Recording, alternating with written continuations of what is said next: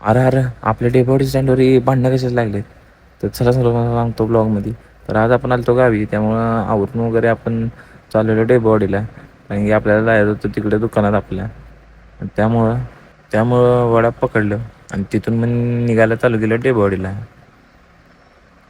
आणि डेपोवाडीत पोचल्यानंतर हे बघा, हे आपल्या डेपोवाडीचं बस स्टॉप आहे. आणि बस स्टॉपच्या एकदम समोरच आपलं हे मोरया मेन्सवर आहे. जर तुम्ही पण कधी जर आला तर आपल्या मोरया मेन्सवरला व्हिजिट करून जावा. दुकानात अजून दादा आला नव्हतं, त्यामुळे बसलो निवांत.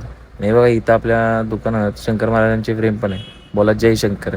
आणि हे बघा हे मालक आहेत आपल्या मोरया मेन्सवरचं, इथंच असतं ते. आणि हे आपलं प्रशांत दादा इथं, हे पण इथंच असतं ते. अण्णाचा आवाज यायला लागला म्हणून बघितलं. भांडं बघायला झाले ते बघा.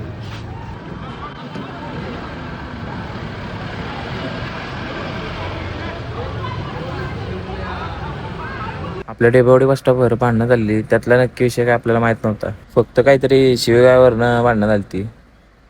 ते भांडणं बघितली आणि मग गेलो दुकानात गेलो तर परत दादा आपलं सामान लावत बसल्या तिथं. तेवढ्यात प्रशांत दादा आलं.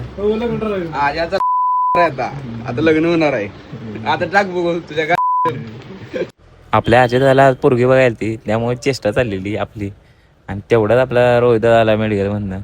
मग आपलं सौरभदा, प्रशांतदा आणि रोहितदा यांचा प्लॅन झाला. म्हणलं चिकन पार्टी करायची, चिकन बिर्याणी करायची. आणि हे बघा आपल्या सौरभ दादा येते, यांची पण बालाजी बेकरी आहे. कधी आलं तर नक्की विजिट करून जावा. शेजारीच आहे आपल्या दुकानाच्या. मग काही सगळ्यांनी काढले की 100-100 रुपये आणि निघालं पार्टी करायला. पार्टीला जायच्या आधी म्हणलं घरी जाऊन जरा फ्रेश होऊन यावं.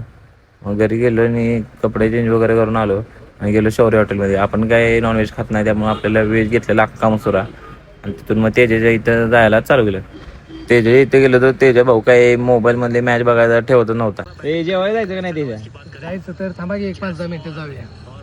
तेजानं काय तासभर मॅच काय बघायची सोडलीच नाही. त्याला मॅच बघतच नेला नियोजनाला. नियोजन आपलं रानातच होतं, तुम्ही बघू शकता. रस्ता असला खतरनाक दिसत होता का नाही, एकदमच खतरनाकच होता रस्ता. आणि बिर्याणी पण एकदम खतरनाकच झाली ती, ते सुगंधावरूनच समजत होतं. बघू शकता तुम्ही, एकदम खतरनाक अशी झाली ती बिर्याणी. मग काही सगळ्यांनी वाढून घेतलं आणि केले खायला सुरुवात. आपण काय नॉनव्हेज खात नाही, त्यामुळे आपण पण मारला घेता आपल्या अख्खा मसुरावर. आणि मग जेवून झाल्यानंतर जाता जाता परत मॅच बघत बसलो तेजा इथं. तेजा काय मॅच बघायची सोडतच नव्हता. भाऊ म्हणला RCBचा कट्टर फॅन आहे, त्यामुळे RCBची मॅच पूर्णच बघणार. तर भेटूया नेक्स्ट ब्लॉगमध्ये. तर अशा मी ब्लॉगसाठी आपल्याला फॉलो करून घ्या.